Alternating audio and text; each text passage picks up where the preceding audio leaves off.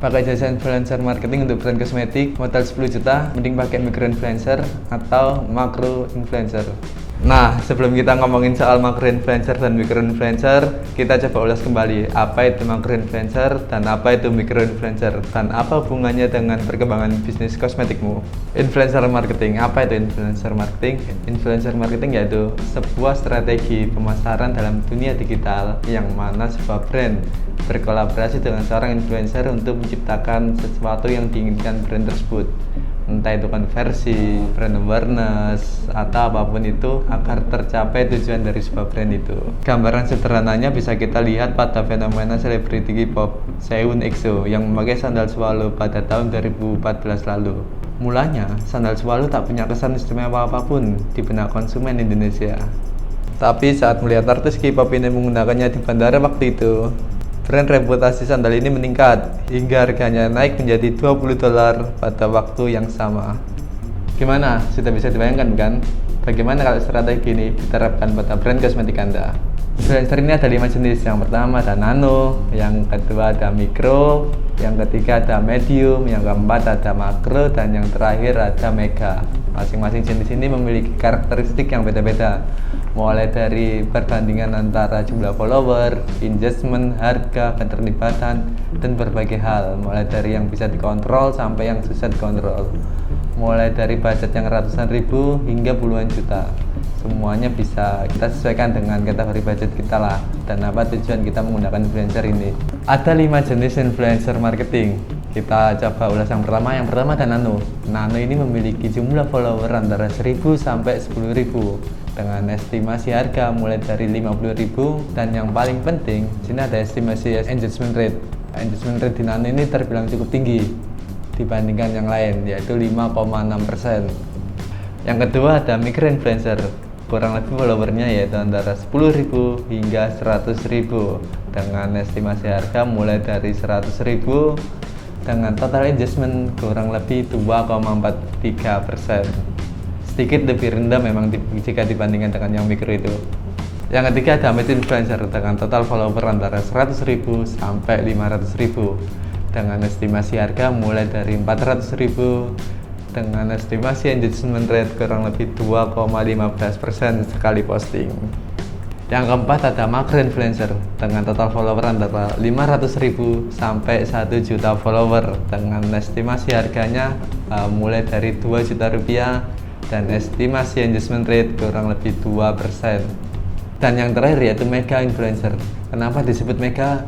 Karena followernya lebih dari 1 juta follower. Dan untuk harga endorse-nya sendiri minimal 15 juta dan kurang lebih estimasi engagement yang didapat kurang lebih 1,97% estimasi. Oke, sekarang pertanyaannya yaitu jika kita punya uang 10 juta maka kita akan menggunakan jasa influencer yang mana antara makro dan mikro. Oke, kita pecah menjadi 3 hal. Yang pertama dari sisi total influencernya, total followernya, dan total engagementnya.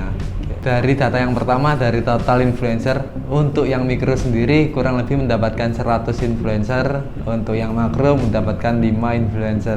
Data yang kedua yaitu total follower. Yang pertama ada mikro. Karena produkmu dipromosikan oleh 100 influencer mikro, maka total follower yang melihat produkmu yaitu kurang lebih 1 juta sampai 10 juta follower. Yang kedua ada makro. Karena produkmu dipromosikan oleh 5 makro influencer, maka kurang lebih follower yang akan melihat produkmu antara 2,5 sampai 5 juta follower.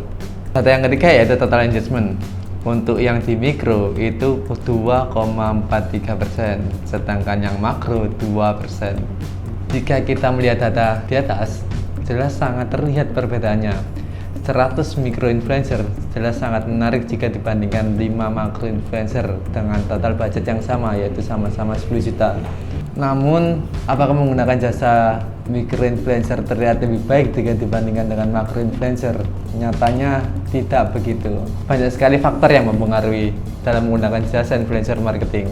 Bukan hanya apa itu makro dan apa itu mikro. Yang pertama ada audiens yang tepat. Yang kedua ada keterlibatan influencer dalam campaign yang kalian tentukan. Yang ketiga ada engagement rate.